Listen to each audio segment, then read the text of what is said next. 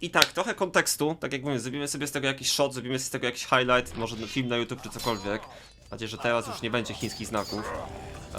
Kontekst jest taki, jakiś czas temu graliśmy sobie w grę gotycką numer 1 w języku chińskim. W języku chińskim uproszczonym, dokładnie mówiąc. I powiem wam, wtedy tak się zastanawialiśmy po prostu jednym słowem. Zastanawialiśmy się, czy w Chinach w ogóle istnieją ludzie, którzy grają w Gothic? Jeżeli tak, czy oni mają jakieś swoje własne mody? Czy oni znają mody na przykład tutaj nasze, zachodnie? I czy z takimi ludźmi w ogóle da się gdzieś tam pogadać, da się ich jakoś spotkać i tak dalej, prawda? Taka była nasza tutaj, powiedzmy, hipoteza badawcza. Trafiliśmy wtedy, podczas tamtego streama, na kilka materiałów, kilka źródeł, w szczególności na platformie chińskiej Bilibili, gdzie znaleźliśmy kilku jakichś streamerów, kilku jakichś tam twórców, którzy wrzucali jakieś filmiki, wrzucali jakieś rzeczy związane z modami, że grali w jakieś gotiki, w jakieś mody, jakieś trailery modów i tego typu rzeczy były wrzucane. I ja wtedy napisałem do tych Chińczyków, których tam znaleźliśmy, właśnie z takim pytaniem, że siema, że jestem z Polski, gram se w gotyk i ciekawi mnie, jak tam wygląda gotyk w Chinach. Czy chciałbyś odpowiedzieć na kilka moich pytań? Poczekałem parę tygodni, bo przez parę tygodni żadnej odpowiedzi nie było niestety. Natomiast po jakimś czasie dostałem pewną odpowiedź od jednego z tych Chińczyków, który wysłał mi tak naprawdę, można powiedzieć, kod do zaproszenia do jednej z jakichś chińskich grup na QQ, czyli na jeszcze zupełnie innym jakby portalu społecznościowym chińskim, gdzie oni tam mają swoje własne jakieś właśnie społeczności, grupki i tego typu rzeczy. I powiedział, że tutaj mają, cytując, dużą grupę osób grających w Gothic i że jeżeli mnie to interesuje, mogę tam dołączyć, mogę tam popytać. I powiem wam tak, ogólnie stworzenie konta na QQ, będąc w Polsce, nie było niczym wcale prostym, ponieważ system QQ prawdopodobnie myślą, że jestem jakimś, wiecie, polskim, nie wiem, botem, który jakimś skamerem, czy czymkolwiek takim. I ze względów bezpieczeństwa nie za bardzo chcieli mi pozwolić w ogóle zrobić jakby to konto. Ale udało się na szczęście to przeskoczyć za pomocy innego, powiem wam, Chińczyka. Udało mi się przeskoczyć tą trudność i udało mi się stworzyć konto. I wpisałem Gothic po chińsku, chińskimi znakami. Wpisałem wyszukiwarkę i chciałem zobaczyć, co się stanie. I powiem wam, znalazłem paradoksalnie całkiem dużo grup, faktycznie, takich ludzi, którzy tam gdzieś grają w Gothic w Chinach. Największa grupa, ta do której polecił mnie właśnie ten ziomek, z którym pisałem na Bilibili, była pełna i miała 500 na 500 slotów zajętych. 500 to wygląda to, że to jest jakiś maks po prostu w grupie chińskiej na QQ. Nie da się chyba więcej, że tak powiem, mieć. Przynajmniej widziałem, że wszystkie grupy miały maksymalnie 500 osób. I ta grupa taka główna, która się nazywa po prostu Gothic, ta grupa miała 500 na 500. Było też jeszcze kilka innych, mniejszych grup. W szczególności tak, już wam przeczytam statystyki z moich notatek. Grupa typowo Gothic 3, 280 osób. Grupa typowo Gothic 2, 140 osób. Było kilka jeszcze innych mniejszych grup, między innymi była taka grupa, która się nazywała bodajże Gothic 2 Mods. Gothic 2 Mods, coś takiego, jakoś tak to się nazywało. Ona też tam miała kilkadziesiąt osób, też dołączyłem, też tam oczywiście pytałem i tak dalej. Ale powiem wam, całkiem sporo było takich, zwłaszcza właśnie tych mniejszych, całkiem sporo było takich grup. I w sumie patrząc na to, że to jednak jest taka gra, która nie spodziewalibyśmy się, że w Chinach w ogóle będzie jakkolwiek popularna, to myślę, że to i tak jest całkiem zaskakujące, ile osób faktycznie było w takich grupach, prawda?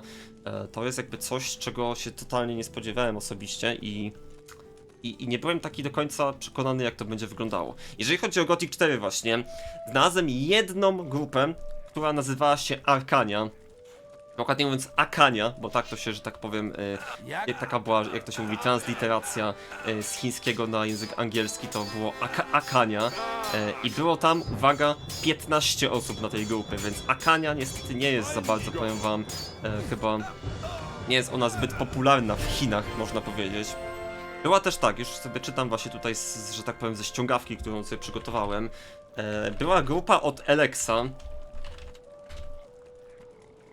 I grupa od Alexa miała 167 osób, więc powiem wam, Alex też jest ogólnie relatywnie znany dla osób w Chinach. Natomiast ciężko było mi bardzo znaleźć, ciężko było mi mega znaleźć ogólnie grupę od Rizena, natomiast o tym sobie jeszcze zaraz powiemy, bo pytałem też oczywiście o Rizena, tutaj chińskich przyjaciół, natomiast ciężko było znaleźć grupę od Rizena. Myślę, że może kwestia taka, że to było takie zbyt jakby generyczne słowo, to jakie było tłumaczenie nazwy Rizen na chiński i wyskakiwało po prostu, wiecie, wyskakiwało po prostu bardzo dużo jakichś rzeczy, no nie, jak wpisywałem ten taki Rizen, powiedzmy, nie, więc były jakieś rzeczy związane, w ogóle nie związane z grą Rizen. Albo może lepiej wyszukiwać, albo coś mniejsza o to, nie? Natomiast tak, sytuacja wygląda tak, że Gothic często był przyrównywany, nawet właśnie w nazwach tych grup, często był przyrównywany, mam wrażenie, do jakichś takich innych starych gier, jednym słowem. Spotkałem się kilka razy w kilku właśnie grupach, które tam wyszukiwałem.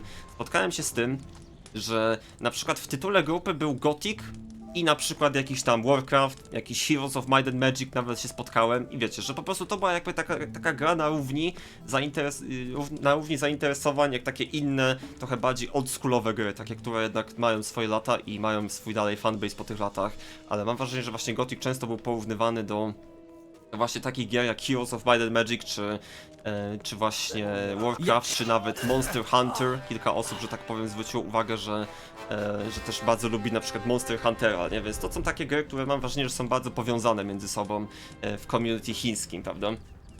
I generalnie te grupy wyglądały tak. Z Elder Scrollsami się nie spotkałem w ogóle, nikt nie pisał nic o tym, więc nie wiem, czy Elder Scrollsy są popularne w Chinach, to już jest inny w ogóle temat. Może nie w takich grupach, nie? Może nie wśród gotikowców. Ale te grupki też ogólnie wyglądały tak, to były takie trochę... Takie grupowe czaty, nie? Może tak to jest lepsze słowo. Takie trochę, powiem, a la Messenger, mam wrażenie, że wiecie, że dołącza się tam ileś osób po prostu na takim socialu, piszą se, jakieś screeny se wysyłają, jakaś dyskusja jest prowadzona, pytania zadawane i tak dalej. Więc tak wyglądała jakby taka struktura tych grupek, nie? I to jest koniec rozdziału pierwszego, jak wyglądają chińskie grupki, nie? Rozdział drugi, w co grają Chińczycy.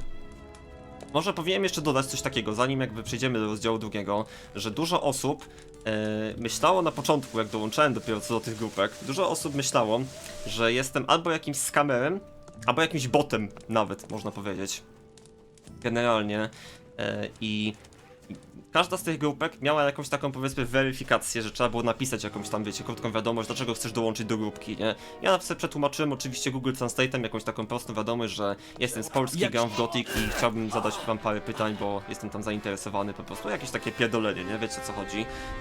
I niektórzy wysyłali te screeny z tą moją wiadomością, tam admini i tak dalej na te grupki i tak z takim zdziwieniem, czy to jest bot, czy to jest legitne, o co chodzi, nie? Ale myślę, że całkiem szybko udało mi się przekonać niektórych ludzi, że faktycznie jednak jestem legitną osobą, jestem legitnym po prostu gotikowcem z Polski i że naprawdę po prostu bardzo mnie interesuje ich, można powiedzieć, kultura w pewnym sensie, nie?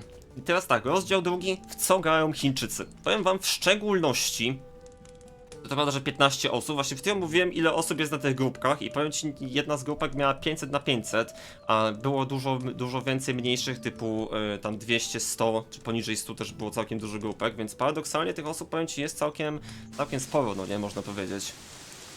I ja, taki jeszcze powiem wam vibe, zanim przejdziemy do dalszej części merytorycznej, czuję się, jakbym odkrył jakąś obcą, cudzą po prostu cywilizację, taką jakąś nową po prostu cywilizację, jakbym odkrył w tych Chinach, z którą nawiązuję kontakt po raz pierwszy jako ludzkość. Ciężko mi się pozbyć takiego jakiegoś vibe'u, bo jednak nie ukrywam, że tak to wygląda, nie? Jednak porozumiewamy się z ludźmi, o których w ogóle nie myślimy sobie na co dzień, nie? No bo wydaje mi się, że raczej chyba nikt jakoś specjalnie nie myśli na co dzień, że ciekawe, ile tam mają w Chinach osób, albo w co tam grają w Chinach, nie? Raczej mało jest takich osób, więc ja się czuję, jakbym tu faktycznie był jakimś takim po prostu mostem pomiędzy społecznościami, prawda? Natomiast tak, rozdział drugi, w co grają Chińczycy. Muszę sobie lekko przeskrolować dokument swój, żeby widzieć, że tak powiem, ściągawkę. I tak, pierwsza sprawa jest taka. Gothic 3, tak jak wam mówiłem przed chwilą po popularności poszczególnych grupek, od Gothica 3, od Gothica 2 i tak dalej. Gothic 3 wydaje się być bardzo popularny w Chinach. Dużo osób w ogóle pisze, że na przykład gra w Gothic 3, a nie grało na przykład nigdy w Gothic 1 i Gothic 2, nie? To jest, powiem wam, taka naprawdę częsty vibe jakiś dostaje tam w tych, powiedzmy, komunikatorach w Chinach, więc Gothic 3 raczej jest by far najpopularniejszą generalnie tutaj częścią, odsłoną Gothica. Natomiast co jest troszeczkę, powiem wam, śmieszniejsze, popularny jest, uwaga, Gothic 3 modpack. Widziałem naprawdę niezliczoną ilość screenów ludzi z tym takim instalatorem z modpacka i ludzie faktycznie se grają w Gothic 3, instalują sobie Gothic 3, instalują sobie mody, instalują sobie jakieś dodatki i tak dalej. I normalnie prowadzona jest dyskusja odnośnie tych modów, nie? Odnośnie tych questów z modów na przykład i tak dalej, nie? Teraz tak, widziałem jakieś screeny pojedyncze z returninga, ale wydaje mi się, że nie był to New Balance. New Balance'a też znają, ale zaraz do tego przejdziemy. Wydaje mi się, że widziałem jakiś screen z jakiegoś starszego returninga, ale coś, że tak powiem, nazwane to było return, no nie? Więc to pewnie jakiś, nie wiem, czy to jakiś rebalance, czy to jakiś coś innego jeszcze, nie wiem, co to dokładnie mogło być, ale tak czy siak jakiś po prostu starszy po prostu returning, prawda? New Balance też jak najbardziej jest znany. Ostatnio widziałem dyskusję na chińskim komunikatorze, w chińskiej grupie na temat nowej aktualizacji. Ludzie wysyłali screeny z, uwaga, z RPG Russia, przetłumaczone na język chiński, pewnie jakimś autotranslatem, takie wiecie, patch notesy do New Balance'u i dyskutowali o tym, że teraz są wampiry, że jest jakiś zamek w tym i że to podobno fajnie wygląda. Ogólnie vibe był taki bardzo pozytywny, ale mój vibe jest taki, że oni nie tylko znają New Balance, ale oni są na bieżąco z tym New Balance'em, prawda? Wygląda na to, że oni faktycznie śledzą, powiedzmy, tego moda jakkolwiek New Balance, widzą te aktualizacje i jakby grają po prostu aktualnie, prawda, w tego New Balance'a. Siema Edgar, siema Mr. Hex, dzięki piękne dla was, witam jeszcze raz. Kolejna popularna rzecz, być może związana z tym, oczywiście Kroniki Myrtany jak najbardziej pojawiały się bardzo często, ale to akurat myślę, że jest najmniejsze zdziwienie, tak szczerze, ze wszystkich tych rzeczy, że Kroniki były znane. Drox90 do subika, dzięki piękne Drox90 za Prime Suba, witam serdecznie, siemeczko ciebie. Dzięki piękne za Prime subskrypcję i zapraszam na Discord po rangę subskrybenta. Witam cię bardzo serdecznie, siema. Siema w ogóle Tiger, bo nie wiem czy cię witałem wcześniej, siema. Kroniki Myrtany oczywiście popularne, to chyba nie jest jakieś zdziwienie, ale jak tylko powiedziałem, że jestem z Polski, to wiecie jaki mod, że tak powiem, był pierwszy, który im się Chińczykom pojawił w głowie i o który byłem pytany?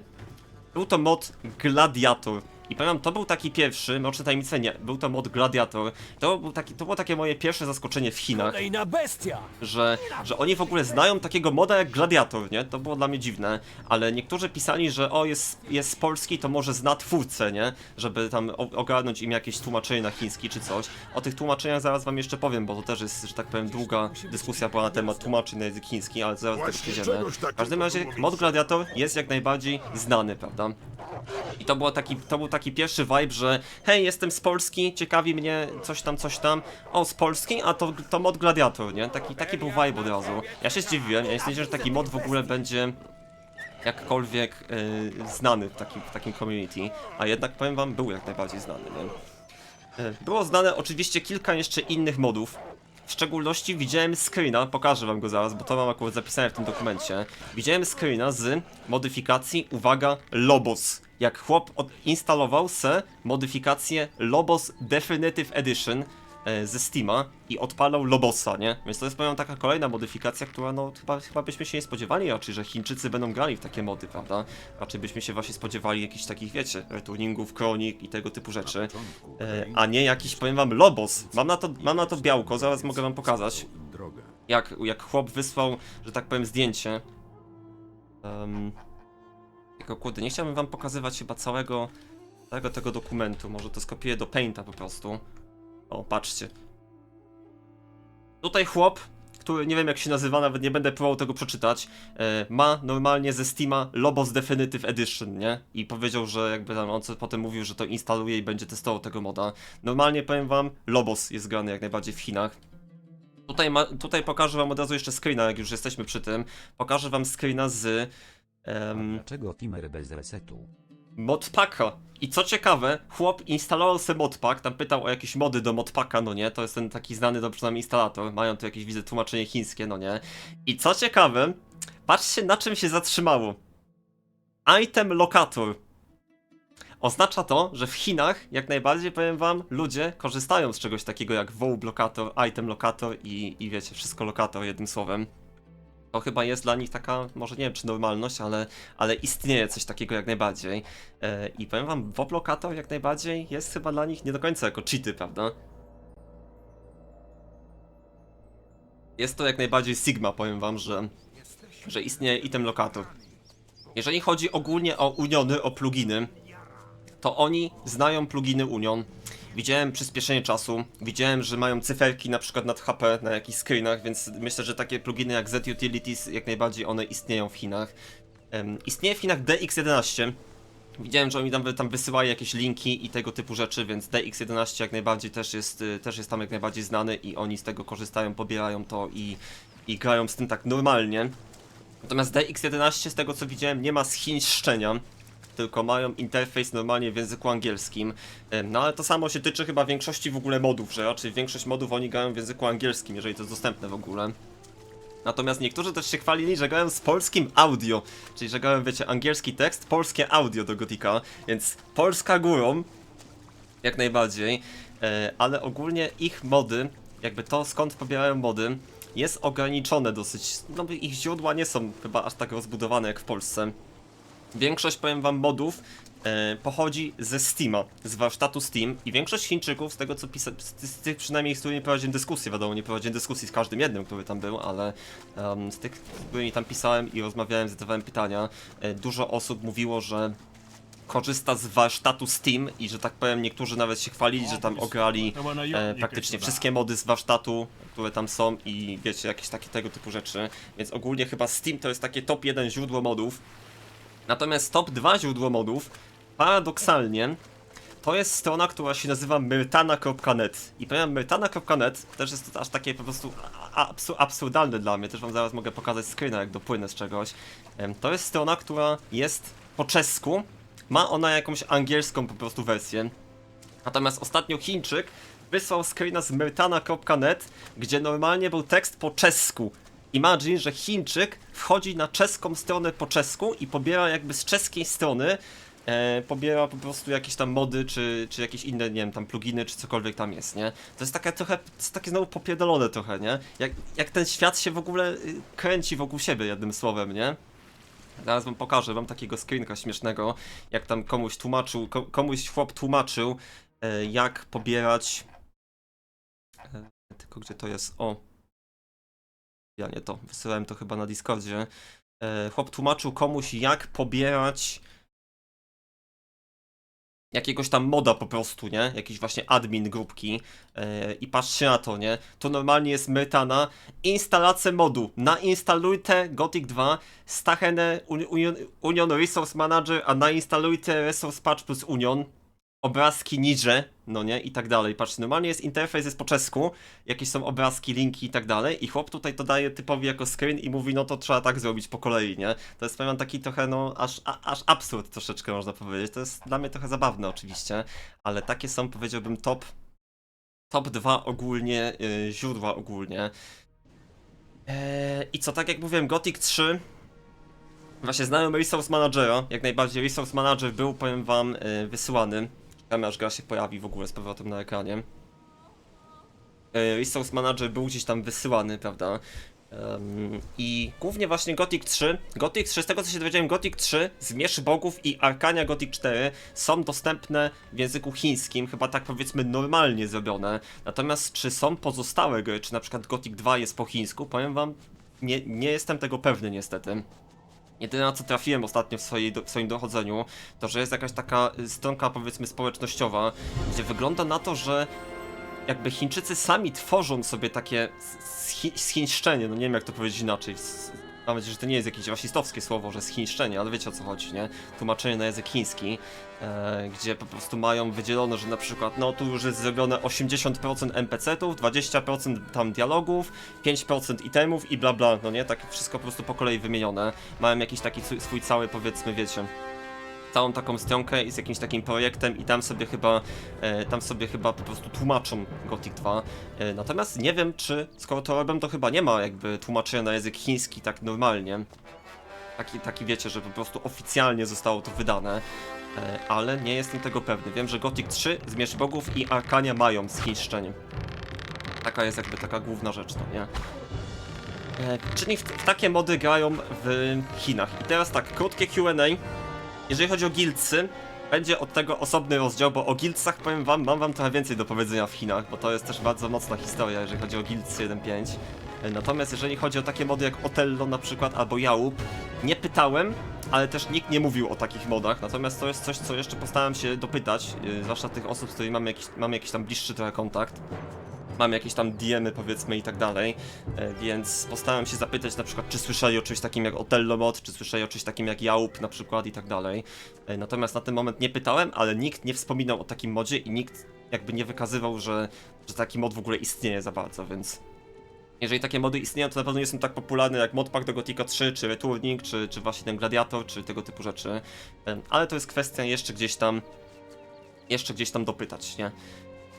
I teraz tak, trzecia, powiem wam, część mojej wypowiedzi kanonicznej jest taka, nazwałem ją Q&A z Chińczykami, czyli to jest po prostu moment, kiedy ja zacząłem zadawać pytania i kiedy zacząłem właśnie pytać jakieś konkrety, nawiązywać jakieś bliższe, powiedzmy, znajomości i tego typu rzeczy.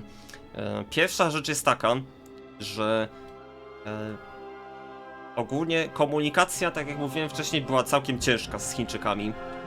Ja starałem się pisać po angielsku, ale też tłumaczyłem jakby sam translatorem na język chiński, no ale wiadomo jak to jest przez translator. Niektórzy mnie wyśmiewali za, że tak powiem, mój język chiński, dosłownie, a niektórzy po prostu uznawali, tak jak mówiłem, że jestem botem, że jestem jakimś, wiecie, skamerem i tak dalej. Myślę, że część udało mi się całkiem szybko przekonać, że jestem faktycznie po prostu osobą zainteresowaną tym wszystkim, niczym więcej, więc raczej nie muszę się bać, że tak powiem, policji w domu, dlatego że pisałem do Chińczyków, prawda? Ale komunikacja była całkiem utrudniona, to jest jakby taka pierwsza rzecz. Druga rzecz jest taka, że z tego co widziałem, bardzo mało modów, i Chińczycy na to bardzo mocno narzekali, bardzo mało modów ma tłumaczenie na język chiński, nie? Czy jakieś nawet w ogóle wsparcie dla języka chińskiego, może tak powinienem powiedzieć nawet. I oni są z tym niezbyt zadowoleni. Tam z tego co widziałem, nie każdy mówi w języku angielskim i oni by chcieli mieć mody po chińsku, tylko mój vibe był taki, że oni sobie zdają sprawę, że my tutaj w Europie, na tak zwanym zachodzie, nawet nie wiemy, że oni w ogóle mają jakieś community i to jest prawda, no bo my tak naprawdę nie wiedzieliśmy tego, nie? Można powiedzieć, że do niedawna. I oni jakby wiedzą, że my nie wiemy i jest im smutno, że my nie myślimy o jakichś takich osobach, które gdzieś tam sobie chcą pograć w mody, nie? Nie ma właśnie jakichś, wiecie, inicjatyw, żeby, nie wiem, żeby tłumaczyć moda na chiński, czy na przykład coś takiego. Więc taki dostałem vibe, to tak słowem wstępu ogólnie w tym rozdziale. Siema Michał, witam, siemaneczko, hej, witam. I teraz tak, jeżeli chodzi o Q&A, muszę sobie tutaj troszeczkę rozszerzyć chyba tego Worda. Mam tutaj kilka cytatów i kilka moich, że tak powiem, wniosków odnośnie rozmów z Chińczykami. Właściwie jedna z pierwszych wiadomości, jakie dostałem, takich prywatnych, w języku angielskim mi chłop napisał odnośnie Gothica, bo ja tam pytałem ogólnie właśnie w szczególności jak oni, że tak powiem, się dowiedzieli o Gothicu i czy grają w jakieś mody, czy znają jakieś mody, tego typu rzeczy, nie? Jedna z pierwszych wiadomości, jakie dostałem, była taka. Many old players have played Gothic games since childhood. As for me, I first played Mount and Blade and the Elder Scrolls series. When I became interested in sword and magic games, chyba chodzi, że fantasy games po prostu, przypis redaktora, I found Gothic and Ryzen series, which have almost the same degree of freedom and open world experience as the Elder Scrolls series. I z tego powiem wam kilka takich wniosków wysnułem, powiedzmy, w punktach, no nie, generalnie. Pierwsza rzecz jest taka, old players, ale ile to dla nich jest old, no nie, bo many old players. Bo w takiej, powiem wam, Polsce, no wiadomo, że dużo jakby osób takich starszych kojarzy Gothic, ale myślę, że dużo osób w takim wieku, wiecie, 20, nie wiem, 25 plus gra w Gothic, kojarzy i tak dalej. Więc pytanie, co to dla nich jest old, no nie? Czy oni mają ogólnie starszą społeczność niż my? W sumie to jest coś, co jest trochę niejasne. Sprawa jest taka, że trochę to jest taka kwestia nostalgii, podobnie jak w Polsce, nie? To z tego co napisał, czyli to jest jakaś taka, wiecie, jedna z gier, które się tam grało x lat temu po prostu w szkole, czy w dzieciństwie, czy cokolwiek. I mają takie trochę przywiązanie nostalgiczne, powiedzmy, do tego. Ja nawiązałem... Niektórzy, powiem wam, nawet zdawali sobie sprawę, że Piranha Bytes już nie istnieje. Jest okłamywana przez Jirosława Kaimę. Używanie blokowanych pluginów jest karane więzieniem, a usuwanie blokera śmiercią. Nie wiem, co przyniesie przyszłość, ale postanowiłem dołączyć do rebelii. Ich przywódca od lat organizuje ruch oporu. Jego imię usłyszałem jako Waigon. Oficjalnie jest sojusznikiem Jirosława, ale w rzeczywistości szykuje bunt. Aż tak nie wspieram tej wiadomości. W każdym razie, niektórzy zdawali sobie sprawę, że Piranha Bytes już nie istnieje. I niektórym, powiem wam, paradoksalnie było smutno, że nie będzie kontynuacji Alexa 2. Spotkałem się z takimi wiadomościami Chińczyków, którzy jakby grali w Alexa, grali w Alexa 2 i którzy jakby smucili się, że Alexa 3 nie będzie, bo nie ma już Piranha Bytes. Natomiast jak najbardziej oni sobie zdają z tego sprawę, są, że tak powiem, na czasie. Wiedzą doskonale, że Piranha Bytes zdechła i Bjorn Pankratz poszedł sobie... Czy Bjorn Pankratz wiedzą, to tego nie wiem, to bardziej ja im pisałem niż oni mi, że Bjorn Pankratz sobie poszedł robić swoje własne studio, no nie? Natomiast faktycznie, powiem wam, tak było, no nie? I właśnie taki cytat mam tutaj zapisany. Bob mi napisał tak: I really want to play Alex Free. Taka była wiadomość od, że tak powiem, chińskiego fana Gotika, między innymi, więc faktycznie co najmniej jedna osoba w Chinach na miliard, tam kilkuset milionami, nie wiem ile dokładnie teraz wynosi populacja Chin, 1,2 miliarda, coś pewnie takiego, nie? Co najmniej jedna osoba czekała na LX3, no nie? Można powiedzieć. Teraz tak, kolejna rzecz, którą wam przytoczę, bo muszę sobie znowu zrobić save'a.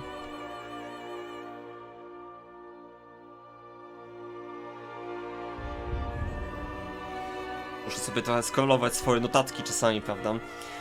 Uwaga, we once had players who wanted to contact Myrtana Chronicle to support Chinese, but their studio felt that domestic players were not enthusiastic about Gothic and did not reach a cooperation. In fact, Chinese players already make up a huge group of standalone games, and the explosive sales of Black Myth Wukong show that Chinese players will pay for any game they like. I z tego, powiem wam, gdzieś tam jeszcze dalej była taka kolejna, powiem wam, wiadomość. No z tego vibe jest taki, że Chińczycy lubią Gotika i zależy im na tym Gotiku. Chcieliby właśnie mieć jakieś chińskie wersje modów i tak dalej. Ale z tego jeszcze jest jeden vibe, który potem też wam przytoczę jeszcze jeden cytat. Vibe z tego jest taki, to jest, powiem, taki pomysł trochę na nielegalny biznes, niezgodny z prawem autorskim i tak dalej, z licencją Gotika. Pomysł na biznes jest taki, żeby sprzedawać w Chinach chińskie mody. Nie po prostu tworzyć tłumaczenia na chiński dla Chińczyków, tylko im je sprzedawać. I Chińczycy, powiem wam, wydają się być całkiem entuzjastycznie nastawieni i całkiem tacy, jakby to powiedzieć, skłonni, żeby zapłacić za tłumaczenia na język chiński, modyfikacji, prawda, czy jakiś tam, powiedzmy, odsłon Gotika, prawda. Tak więc, tak jak mówię, jest to oczywiście niezgodne że tak powiem, ze sposobem tworzenia modów do Gothic, ale Chińczycy, powiem wam, mają troszeczkę inną kulturę. Trzeba o tym pamiętać, że Chińczycy mają zupełnie inną kulturę, jeżeli chodzi w szczególności o gry niż Zachód.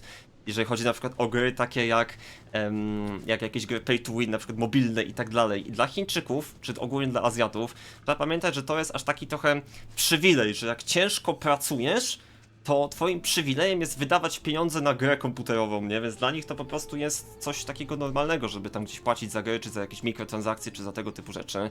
Więc myślę, że faktycznie Chińczycy, powiem wam, naprawdę byliby skłonni, żeby kupować mody do Gothic de facto, nie? Z kolei jak Gothic i chińskie modyfikacje i sprzedawanie w nielegalny sposób modyfikacji na rynek chiński.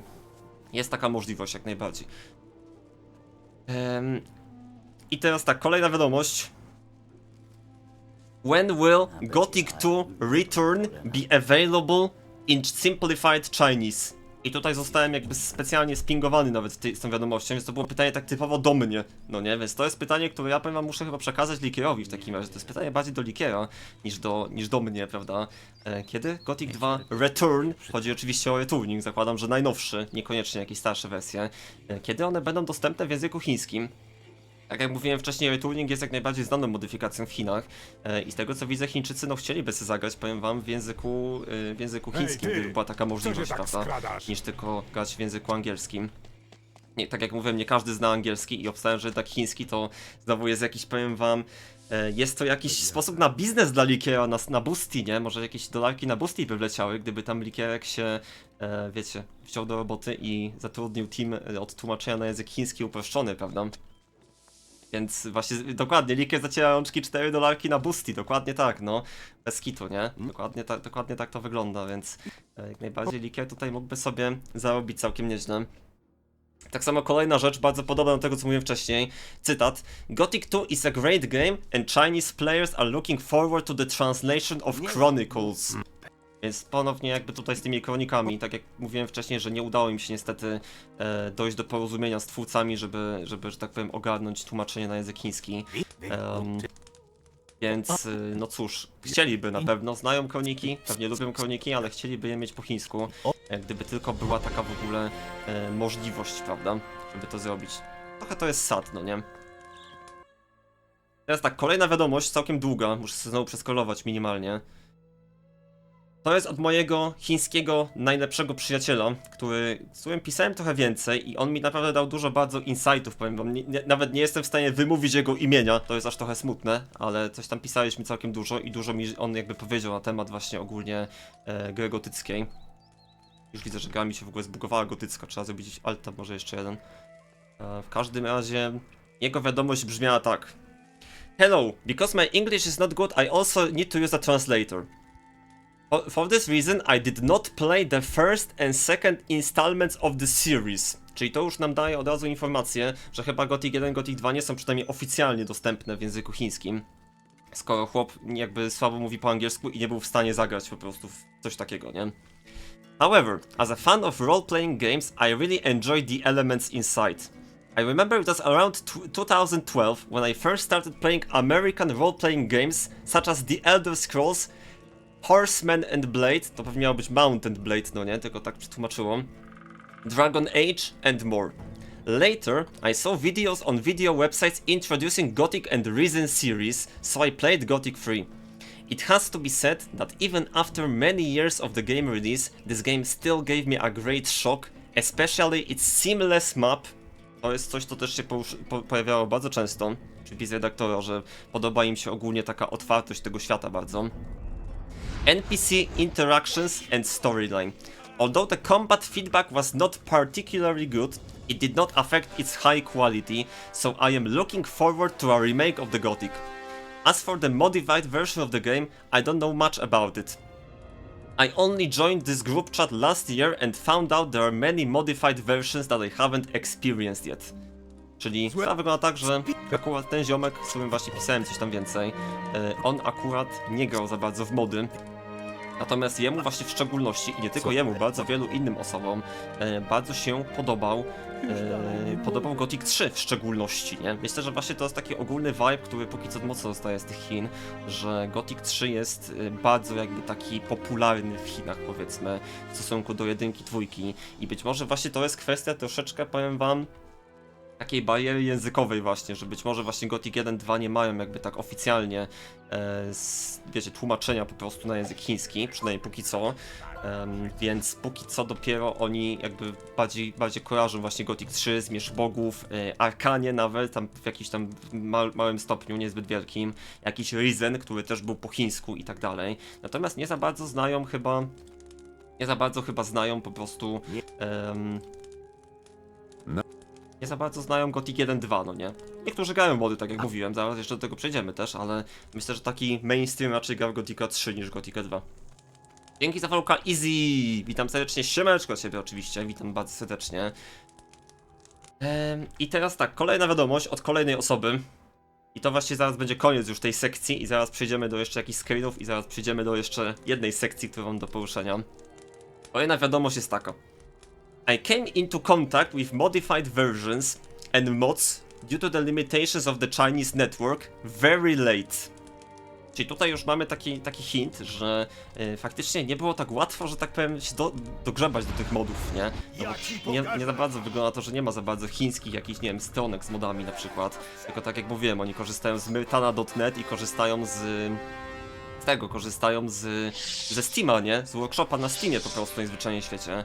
Więc ogólnie mówiąc to chyba mogło być takim to ograniczeniem dla nich, dlaczego jakby tych modów wcześniej powiedzmy nie znali, prawda? Larger ones, such as the Chronicles of Myrtana Archolos and Gothic 2 New Balance, are very good works. Because there are no Chinese versions, many people are discouraged. Czyli znowu jakby ponownie dostajemy tutaj potwierdzenie, że tak naprawdę dużo osób jednak nawet w sumie no nie wie za bardzo o tym, prawda, jednym słowem, no bo nie ma jakby chińskiej wersji New Balance'u, więc oni se grają w wersję jakąś taką, wiecie, oni se grają w jakąś tam wersję angielską, bo se grają w jakieś chińskie tam gierki, nie? Tak jak ten modpack na przykład, czy coś, bo Gothic 3 jest po chińsku, więc zakładam, że modpack pewnie też jest po chińsku dostępny, skoro sam Gothic 3 jest, a New Balance niestety niekoniecznie, prawda?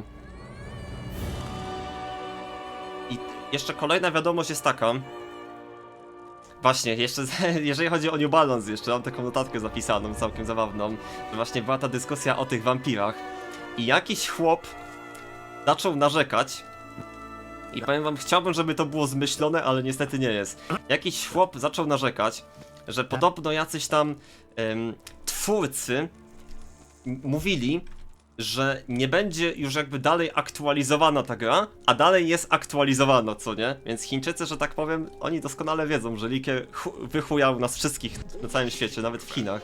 Nawet jakby Chińczycy zdają sobie sprawę, że Liker nas oszukał po prostu i miał to być final update, a to było gówno, a nie final update, prawda? Natomiast oni, tak jak mówiłem wcześniej, oni się całkiem pozytywnie wypowiadali o wampirze, mówili, że ten zamek im się w szczególności podoba i właśnie coś mówili też o tych pięściach, coś było wspominane o tych pięściach, nie mam na to screenów akurat teraz niestety, ale coś tam wspominali o tych pięściach, więc ogólnie wydaje mi się, że ten update jest taki bardzo powiedzmy, jakby to powiedzieć, ten update jest taki bardzo pozytywnie przyjęty, nie? W Chinach przynajmniej, natomiast oni też praktycznie od razu sobie zdają z tego sprawę, no bo to ledwo wyszło kiedy? W czwartek chyba wyszło oficjalnie, nie licząc jakieś tam closed bety. O closed betie pewnie nawet nie wiedzieli, no bo skąd by mieli wiedzieć, nie? Raczej nikt do Chińczyków nie pisał, żeby sobie pograli w gierkę, ale wyszło ledwo w czwartek, a oni już tak naprawdę parę dni później wiedzieli, że jest jakiś update i już o nim pisali, nie? Więc myślę, że oni są w miarę na bieżąco z New Balance'em. Jeszcze jedna wiadomość od mojego właśnie tego kolegi, powiedzmy, najlepszego przyjaciela chińskiego. Wiadomość jest taka. It's a pity that I haven't played it. W kontekście chodzi o Gothic 1, Gothic 2, przypis redaktora. I've only played 3 generations of the entire Gothic Dynasty series. Its storyline has always attracted me. I really want to know the protagonist's real name. How did his friends come from? Why did Xardas betray humanity? Why did Roba 2 welcome the protagonist so much when he arrived in the capital? And what exactly did this character go through? Więc tak jakby chłop, on mi też potem pisał, czy taki w ogóle bardzo naprawdę, powiem wam, bardzo miła osoba, nie? Taka bardzo miła, taka niewinna trochę osoba, bym powiedział. Pisał mi, czy moglibyśmy kiedyś jeszcze się połączyć, porozmawiać i czy mógłbym mu na przykład streścić fabułę Gothica 1 i 2, nie? No ale właśnie tutaj, powiem wam, jest taka sytuacja, bardzo chętnie to zrobię oczywiście, natomiast sytuacja jest taka, że on by bardzo chętnie zagrał, powiem wam, w Gothica 1 i 2, tylko one są po chińsku dostępne. Chociaż Gothic 1 jest, może powinienem mu napisać, że Gothic 1 jest dostępny po chińsku. Graliśmy jakiś czas temu przecież, więc może chociaż w to byłby w stanie odpalić, prawda? Natomiast właśnie kwestia taka, że on za bardzo nie mówi po angielsku, albo w ogóle, bo mi pisał właśnie przez translator po prostu chłop. I to jest taka trochę bariera właśnie dla niego, że on nie jest w stanie nic zrobić za bardzo, no bo gra sobie w to, co jest po chińsku, a w innych językach nie za bardzo sobie radzi, prawda? Niestety. Także prawdziwe imię oczywiście Buły Zenek, jak najbardziej, to zgadzam się z tym zdecydowanie. Natomiast powiem wam, że to jest trochę właśnie smutne, nie? Z perspektywy takiego, powiedzmy, przeciętnego Chińczyka, który naprawdę by chciał sobie może zagrać w Gothica 1, w Gothica 2, bo go interesuje ten świat, ta fabuła, ten cały jakby, wiecie, to całość tej gry, a tak naprawdę zobaczył tylko końcówkę, można powiedzieć, czyli Gothica 3 i pozostało mu wiele pytań, że on no, nie zna tego całego backgroundu fabularnego niestety, prawda? Niestety, więc to jest trochę, powiem wam, smutne i właśnie to jest trochę z naszego powodu, że my tak naprawdę mu nie za bardzo, wiecie, no nie dajemy mu warunków, żeby mógł zagrać po chińsku, no bo komu by się wydawało, że w Chinach w ogóle Gothic jest jakkolwiek popularny, prawda? Więc nikt nie myśli o jakichś tam biednych po prostu Chińczykach, prawda? I teraz tak, mam dla was kilka screenów, ale już pokazałem wam ten screen z WoW Lokatora, pokażę wam go jeszcze raz, jak chłop instaluje modpack do Gothica 3 i akurat jest na modzie item lokator, więc WoW Lokator jak najbardziej jest znany w Polsce. Mam też takie coś właśnie, a propos powiem wam, a propos sprzedawania modów w Chinach, patrzcie na to. Anima to jest mój nick, nie pytajcie dlaczego, ale proces w ogóle stworzenia konta był ciężki, a nie pytajcie dlaczego, nie? Hello, may I have a question for your company? We need Chinese in every Gothic version. If your company like to open your sales way or want more Chinese gamer to try Gothic. I hope czekaj, bo trochę mi się źle wkleiło. I hope most all Gothic games have been translated by Chinese. I like Gothic games very much. Czyli Chińczycy, tak jak mówiłem dosłownie, oni są skłonni zapłacić za mody, żeby były po chińsku, bo mają tam jakieś community, mają tam jakieś, wiecie, grając w Gothic i tak dalej. I oni dosłownie chcą pieniądze nam dać, żebyśmy my im zrobili chiński Gothic, nie? Chińskie tam, wiecie, mody po chińsku i tak dalej. Więc to jest, powiem wam, taki pomysł na nielegalny trochę biznes dla twórców modów, żeby oni płacili po prostu. I właśnie mam link do tego, mogę wam to pokazać. Mam link do tego, jakby wiecie, do tego takiego projektu tłumaczeniowego. Patrzcie na to, to jest to, co wam mówiłem wcześniej, że Gothic 2 NK chyba nie ma jakby takiego normalnego tłumaczenia na język chiński, ale trafiłem na coś takiego, nie? Patrzcie, to jest jakiś taki projekt stworzony pewnie w jakimś narzędziu. Gothic 2 Night of the Raven Chinese Simplified, no nie? I patrzcie, translated, tak, 2% approved, nie? 1% approved, 0, no nie? 97% translated tutaj. Tu jest 36 na przykład przetłumaczone itemów procent, nie? 74% jakichś innych rzeczy, prawda? Więc tu mają chyba jakiś taki projekt, że to oni pewnie sobie tutaj tłumaczą.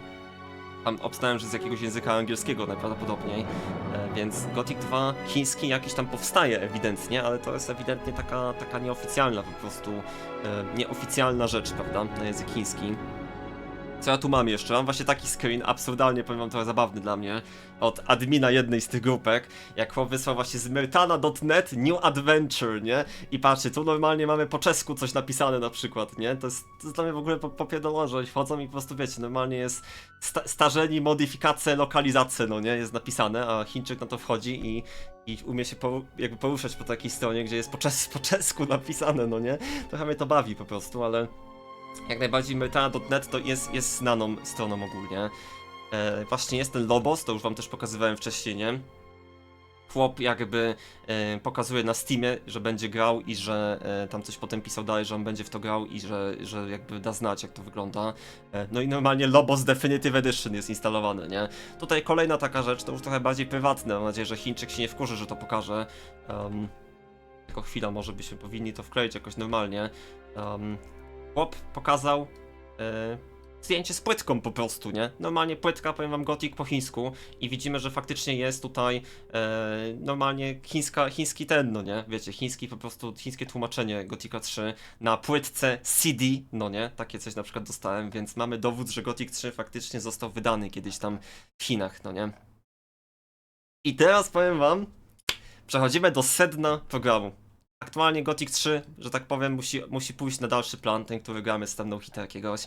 Przechodzimy na taki tak zwany bonusowy mem. Zadałem pytanie na jednej z tych najbardziej aktywnych grupek, tam gdzie dużo osób mi się udzielało i tak dalej.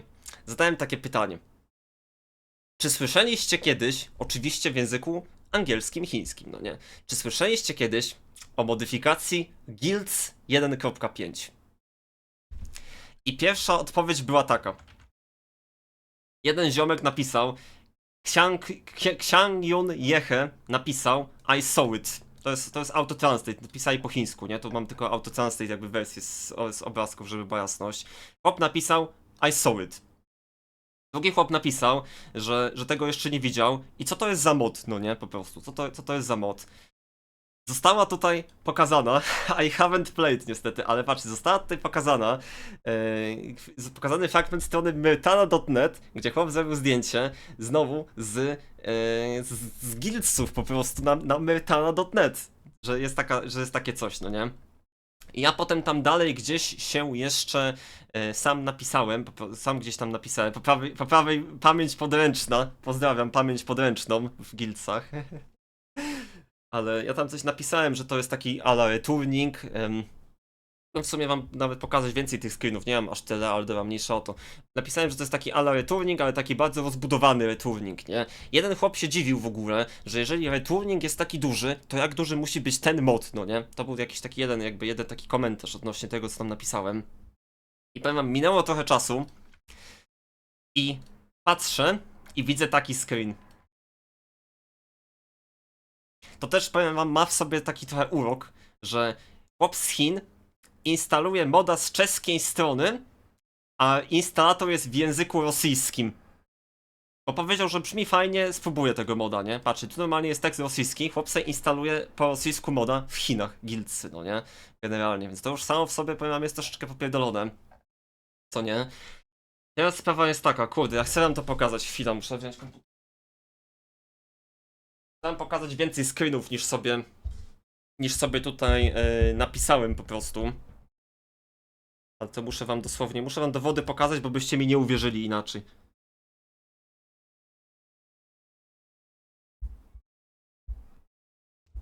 Jaka zjebana gra, ty. Jak wy w to kurwa możecie grać w ogóle, ty? Weź ty mi to powiedz.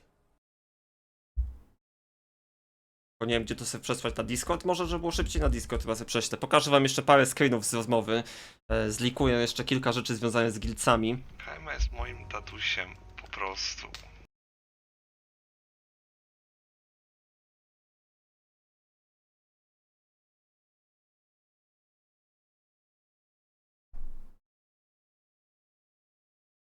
Dobra, mam. Pierwsza rzecz, jaką dostałem po zainstalowaniu gry od chłopa. Co to jest za link? Pokaż mi ten link jeszcze najpierw. Siema Chińczyk. What's up Chińczyk? Pierwsza rzecz, jaką dostałem, powiem wam, to jest coś takiego, nie? To menu takie zjebane w guildsach standardowo, które jest za małe. I tutaj był tekst, coś w stylu, no teraz sobie nie przypomnę dokładnie, musiałbym to znowu do jakiegoś tego, nie? Dać translate'a. Ale to było coś w stylu, że czy da się coś z tym zrobić po prostu, nie? Że to jest jakieś takie złej jakości czy coś, czy da się coś z tym zrobić. I powiedziałem mu, normalnie, byczku, wchodzisz do Gothic Gini, ustawiasz Union G15 menu, tam sobie ustawiasz na tyle i tyle, no nie? I chłop chwilę później wysyła kolejnego screena do mnie.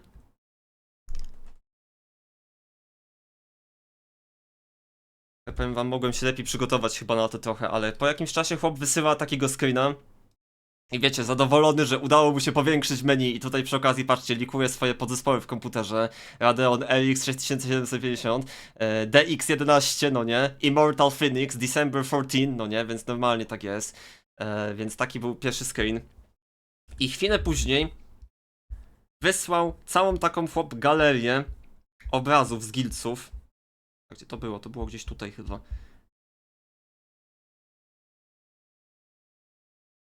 O. Już wam to pokazuję.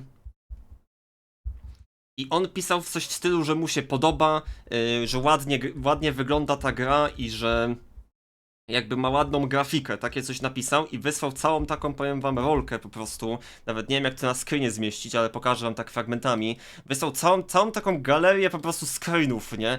Patrzcie, tu jakieś menu, tu jakiś main menu, tu jakiś loading screen, no nie, tu Xardas, tutaj jakiś loading screen, no nie, wieża Xardasa i tego typu rzeczy. I chłop mówił, że mu się jakby, wiecie, że mu się podoba, jakby, przynajmniej tak wizualnie z tego co mówił, że jakoś tak ta gra ładnie wygląda, ma ładną grafikę, nie, ogólnie i tak dalej. Więc sprawa wygląda tak, że ja powiedzmy tutaj rozpromowałem guildsy u administratora, więc teraz administrator mam nadzieję będzie promował je dalej. Ale to nie koniec jeszcze. O właśnie, mam nawet ten cytat, dobra, mam ten cytat jeszcze, co on dokładnie napisał w kontekście tych zdjęć, nie? Poza tym, że wysłał te zdjęcia. Chłop napisał tak. I heard this mod is as big as Return. It started in 2014. It was recommended by our new foreign guest. To ja jestem tym foreign guest. It comes with both plugins and mods in one package. The graphics are gorgeous. Wykrzyknik, tak napisał. Znaczy po chińsku, to jest autotranslate oczywiście, co teraz przeczytałem, ale takie coś napisał, że the graphics are gorgeous, no nie? A ja jestem tym foreign guest, powiem wam, to ja po prostu osobiście. I co, no chłopowi ewidentnie się spodobało i będzie grał, będę podpytywał jak tam mu idzie. Jakiś chłop jeszcze napisał, czy ja to mam, żeby wam pokazać, czekaj. Nie wiem czy mam na to białko teraz, ale... Był jakiś chłop, czekaj, to może być tutaj chyba. Był jakiś chłop.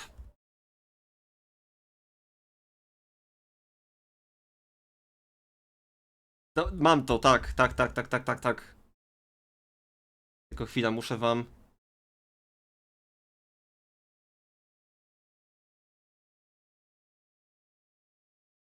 Ja to mam przesłać, dobra, wiem jak to przesłać. Muszę wam pokazać wersję autotranslate, nie? Jakiś chłop zapytał, co to jest za mod, no nie? Który tam gra z tymi screenami i tak dalej.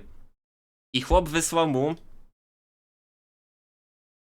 Normalnie ikonkę na pulpicie, nie? Gothic 2 Guilds 1.6. I chłop odpisał tak. Didn't it call Guilds 1.5 before? On wie. Ten chłop wie co to są guildsy. On zna guildsy, prawda? To ten chłop potencjalnie albo gdzieś obiło się o uszy, albo ten chłop grał w guildsy. I pierwsze co się zauważył, to nie wiecie co to za mod, skąd to się wzięło, co to jest i tak dalej. Tylko pytanie było takie, czy to nie było kiedyś Guilds 1.5 przypadkiem, prawda?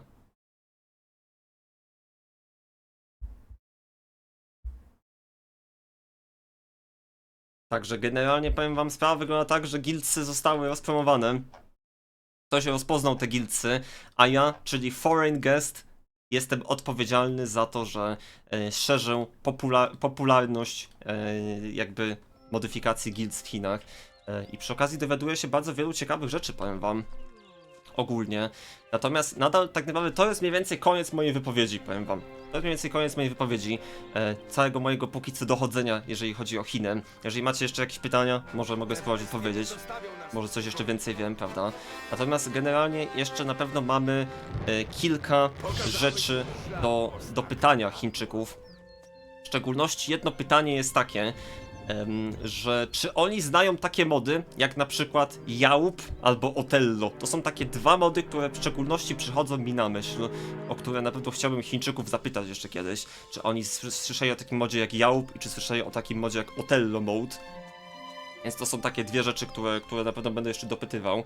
Natomiast mam nadzieję, że dalej będę gdzieś tam w kontakcie z Chińczykami i mam nadzieję, że dalej będę w stanie gdzieś tam wam dawać info, jeżeli dowiem się czegoś nowego. Natomiast podsumowanie moje jest takie, powiem wam, moje podsumowanie jest takie, że ja jestem aż trochę zszokowany. Nie spodziewałem się, że tak będzie wyglądała moja tutaj wizyta do, powiedzmy, chińskich sociali. Nie spodziewałem się, że oni, że tak powiem, grają w te same. Ja się spodziewałem, że to będzie taka bardziej, wiecie, hermetyczna po prostu część społeczności, prawda? Że oni mają jakieś swoje własne, nie wiem, swoje własne mody, swoje własne jakieś zasoby i tak dalej. Okazuje się, że oni pobierają nasze mody ze Steama, pobierają nasze mody z Myrtara.net, w sensie nasze, w sensie takie europejskie, nie wiecie o co chodzi. I oni de facto grają w to samo co my. To mi, powiem wam, trochę otworzyło oczy, szczerze mówiąc, bo ja nigdy się nie spodziewałem, że tak naprawdę różnica między europejską społecznością Gothic, a chińską społecznością Gothic, to jest język dosłownie i jakaś tam kultura, prawda, generalnie. Tak więc generalnie ja jestem aż troszeczkę pod wrażeniem, ale czuję, że moje oczy zostały otwarte i czuję się teraz jakiś taki, wiecie, mądrzejszy po prostu jednym słowem. Przestań używać magii. Słuszna decyzja. Siema Garonys, siema Nowaczeska i siema CEWO, witam, siemeczko i witam kurczę ja pierdolę też, siema. Witam wszystkich, których ominąłem wcześniej, bo byłem w trakcie wypowiedzi, nie chciałem, że tak powiem, sobie przerywać w myśli. Miałem to w miarę tak ułożoną prezentację w głowie, wiecie o co chodzi, co chcę powiedzieć, więc tak jakoś wyszło, że was pewnie oplułem, część z was przynajmniej, ale witam was wszystkich raz jeszcze, hej! Witam, no i powiem wam, to jest jak najbardziej coś bardzo ciekawego. Czy nie ma żadnych chińskich modów? Nie pytałem wprost, czy są chińskie mody, powinienem może się dopytać jeszcze, ale nie spotkałem się, żeby ktokolwiek dyskutował, czy mówił, czy powiedział mi na przykład na temat modów, które są typowo chińskie, dostępne jakby tak typowo tylko w Chinach, takie ich mody typowo. Wszyscy w co grają to są mody, które, że tak powiem, my doskonale znamy, właśnie w szczególności ze Steama i w szczególności z Metany. Tak jak mówiłem, głównie Gothic 3 modpack to jest, myślę, że taki top 1, co jest najpopularniejszy tam u nich. To był właśnie ten modpack. Ale właśnie takie mody jak Returning, jakieś Kroniki, jakiś Gladiator, no nie, ten Lobos i te kilka innych drobnych, które jeszcze mówiłem, to są takie wszystko mody, które są nasze, powiedzmy, nie? De facto, wiecie o co chodzi, takie europejskie, prawda? Nie spotkałem się, żeby ktoś coś mówił, wysyłał, czy się zastanawiał na temat jakichś właśnie, powiedzmy, na temat jakichś po prostu takich typowo chińskich modów, nie? O, w taki sposób. Tak jakby się z Chińczykami ile zapłacą za tłumaczenia, pogadam z kobietą, ona zna chiński. Właśnie ciekawe, może mamy tu jakieś, powiem wam, nie wiem, osoby, które mówią po chińsku, albo które, nie wiem, studiowały jakąś tam... coś mają takie doświadczenie, powiedzmy, nie, w tłumaczeniu czy w całym tym języku. Powiem wam, no rozpierdalamy ten rynek chyba za jakiś czas, prawda? Rozpierdalamy chyba ten rynek za jakiś czas, tworzymy mody, sprzedajemy. Sinologię chyba, sinologię chyba, czy coś takiego, coś sino, ale nie chcę przejęzyczyć tej nazwy za bardzo. Nie pamiętam dokładnie jak to się nazywało, ale wiecie o co chodzi. W każdym razie powiem wam, tam się da się po prostu tam naprawdę zmonetyzować jednym słowem wszystko. Jakbyśmy bardzo chcieli, bo oczywiście tak jak mówię, to jest niezgodne z licencją modowania Gothic w ogóle, ponieważ mody do Gothic muszą być dostępne za darmo, nie może być żadnych jakichś, nie wiem, paywallów czy czegokolwiek. A z drugiej strony, czy prawo Piranha Bytes obowiązuje w Chinach? Coś mi się wydaje, że może nie obowiązywać za bardzo i wygląda na to, że Chińczycy są bardzo chętni, żeby zapłacić nawet za mody, jednym słowem po prostu. Tak więc, sinizację mówisz? A, sinizację. A jak się nazywa ten kierunek studiów? Sinologia chyba, czy coś takiego, nie? Czy też to zmyśliłem kompletnie tę nazwę? Takie coś mi się kojarzy w każdym razie, ale możliwe, że przejęzyczam to kompletnie. Tak? A, no to dobra, to może nie aż tak się pomyliłem w takim razie. Ludologia? Nie no, ludologia to chyba nie za bardzo, nie? Siema Dapido, witam. Siemaneczko, witam. A się sam fakt, że w ogóle Black Myth Wukong był też poruszany, to też, powiem wam, to mi pokazuje, że faktycznie Black Myth Wukong w Chinach to była ogromna gra, naprawdę, skoro nawet jakby w kontekście gotikowym ludzie się odwoływali do Black Myth Wukong, to na pewno była taka gra, która w Chinach na pewno no nie obeszła się bez echa, nie? Wiecie co chodzi, to jest gra, która wyszła i która faktycznie rozjebała tam chiński rynek ewidentnie. I to już w sumie wiedzieliśmy, patrząc nawet na same jakieś statystyki. Natomiast teraz mamy taką, można powiedzieć, pewność, że nawet community gotikowe gdzieś tam się obiły o to, prawda? Wydawaj asety.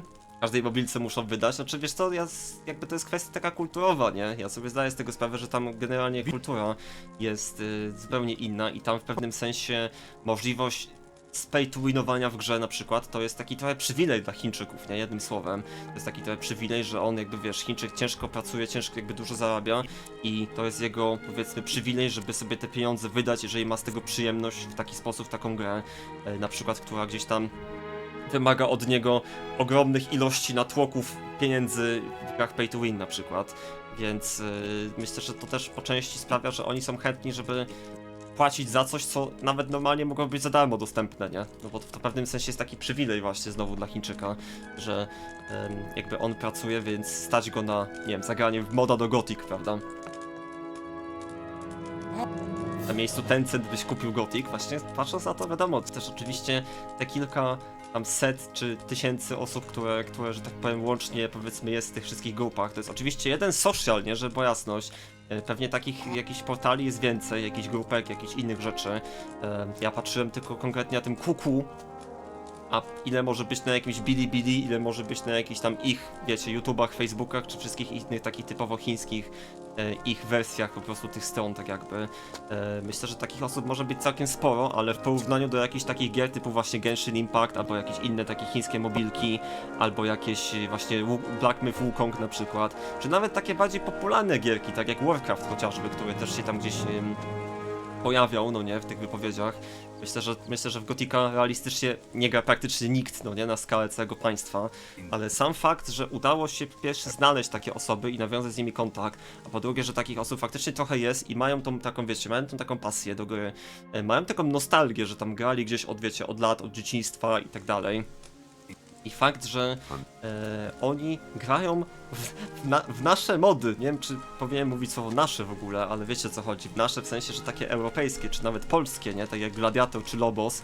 To jest, kurde, jest to trochę mocne, powiem wam, naprawdę. Ja czuję tutaj taką... Sam mógłbym ci to powiedzieć. Czuję tutaj taką moc po prostu, czuję taką energię po prostu, siłę i czuję, że Polska jest górą, powiem wam generalnie. Więc fajnie było porozmawiać z Chińczykami i na pewno będą jeszcze jakieś aktualizacje, jak się dowiem czegoś więcej i jak będę miał jakieś nowe dla was ciekawostki na przykład.